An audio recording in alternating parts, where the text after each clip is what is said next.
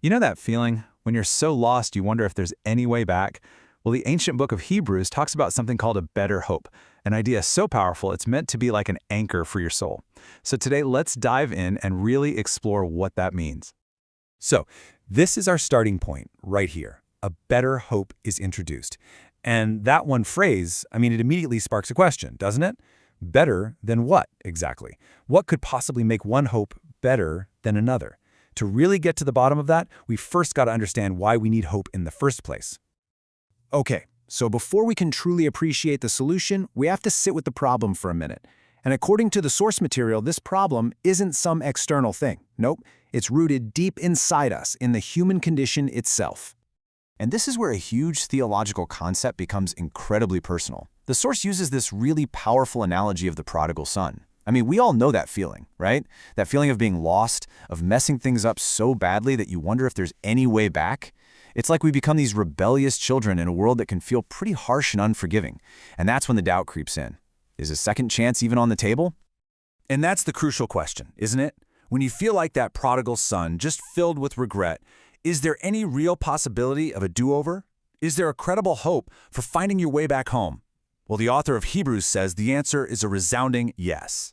But the reason why, well, it's probably not what you'd expect. So where does this hope even come from?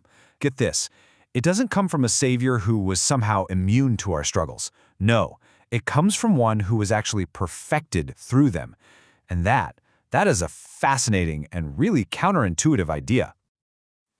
We tend to picture a savior as this all-powerful being, someone who just fixes things with a wave of their hand. But the source material here points to the complete opposite. It says true hope isn't found in some kind of detached power. Instead, it's found in the moments of what looks like weakness. Why? Because in those moments, we see a reflection of our own struggle. We see someone who actually truly gets it. And this quote, wow, it just drives the point right home. This is not some distant stoic figure we're talking about. This is someone who cried out in agony, someone who felt the full, crushing weight of human suffering.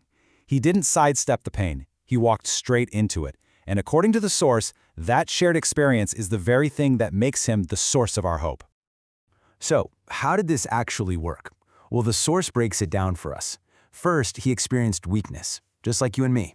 Second, it was through that suffering that he learned and chose obedience. And third, he became perfect. And here's the absolute key. His perfection isn't about being flawless or immune to pain. No, it's defined by his absolute, unwavering obedience to God's will, even when it led straight to the cross. That's the first pillar of this better hope. But listen, a relatable savior is only half the equation. For this hope to be truly unshakable, it needs a second pillar, permanence. It's not just about what he did, it's about the fact that what he did lasts forever.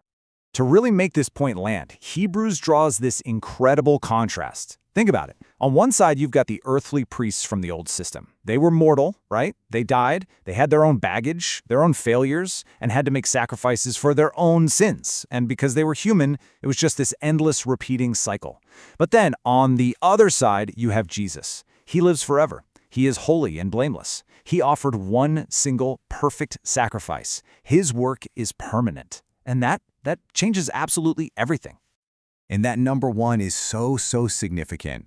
We're not talking about many priests over many generations. We're talking about one high priest, once, for all time. His work is done, is complete, and its effectiveness never ever fades. That permanence is what makes this hope something you can actually build your life on.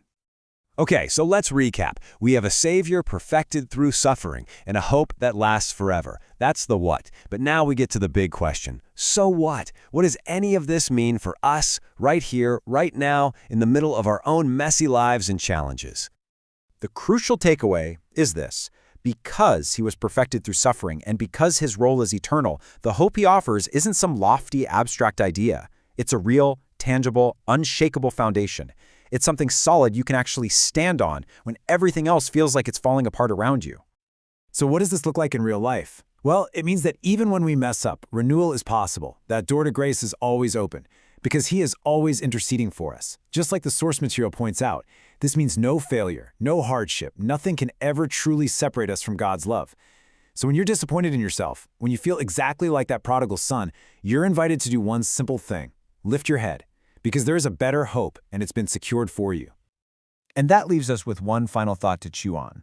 Knowing all this, knowing that this hope isn't based on our own strength but on His shared suffering and His eternal presence, how does that change the way you face your own challenges, starting like right now?